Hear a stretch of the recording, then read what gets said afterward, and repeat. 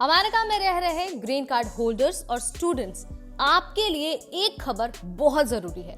क्या अमेरिका आपको कभी भी डिपोर्ट कर सकता है? क्या आपका ग्रीन कार्ड किसी भी गलती पर कैंसिल हो सकता है?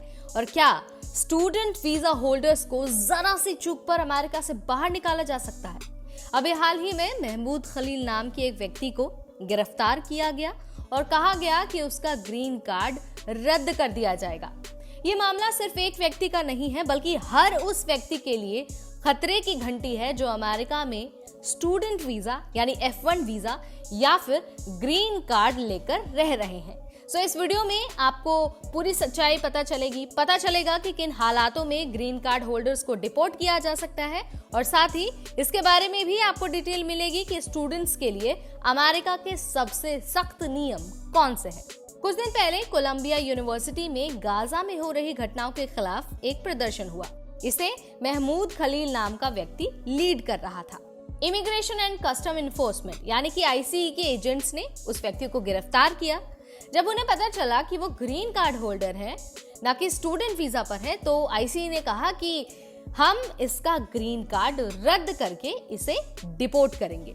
और ये खबर जब से आई है तब से ग्रीन कार्ड होल्डर्स और इंटरनेशनल स्टूडेंट्स के बीच चिंता बढ़ गई है। अब सवाल ये है कि क्या ग्रीन कार्ड होल्डर्स को डिपोर्ट किया जा सकता है, क्योंकि हमें तो यही बताया गया है कि ग्रीन कार्ड अगर आपको मिलता है तो आप लीगली अमेरिका में रह सकते हैं, काम कर सकते हैं और साथ ही आराम से ट्रैवल भी कर सकते हैं। तो सबसे पहले ये जानिए कि ग्रीन कार्ड होल्डर्स के अधिकार और उनकी जिम्मेदारियां क्या हैं। तो अगर आपके पास ग्रीन कार्ड है तो आप अमेरिका में स्थायी रूप से रह सकते हैं और किसी भी फील्ड में नौकरी कर सकते हैं। कुछ साल बाद आप अमेरिकी नागरिकता के लिए आवेदन कर सकते हैं। आपको अमेरिकी कानूनों के तहत सिक्योरिटी मिलती है, लेकिन कुछ जिम्मेदारियां भी आपको निभानी होगी। अमेरिका के सभी कानूनों का आपको पालन करना होगा। हर साल टैक्स भरना अनिवार्य होगा। अगर आपकी उम्र 18 से 25 साल के बीच है तो मिलिट्री सर्विस के लिए रजिस्ट्रेशन करना पड़ सकता है। लेकिन सवाल यह है कि किन हालातों में आपका ग्रीन कार्ड कैंसिल हो सकता है।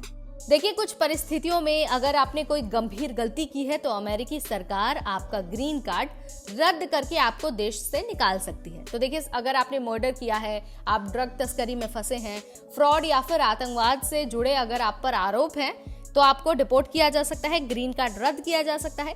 इसके अलावा अगर आपने इमिग्रेशन फ्रॉड किया है तो भी आपका ग्रीन कार्ड कैंसिल हो सकता है, यानी कि अगर आपने वीजा या फिर ग्रीन कार्ड के लिए कोई झूठ बोला है या गलत डॉक्यूमेंट लगाया है तो आपका ग्रीन कार्ड रद्द हो सकता है।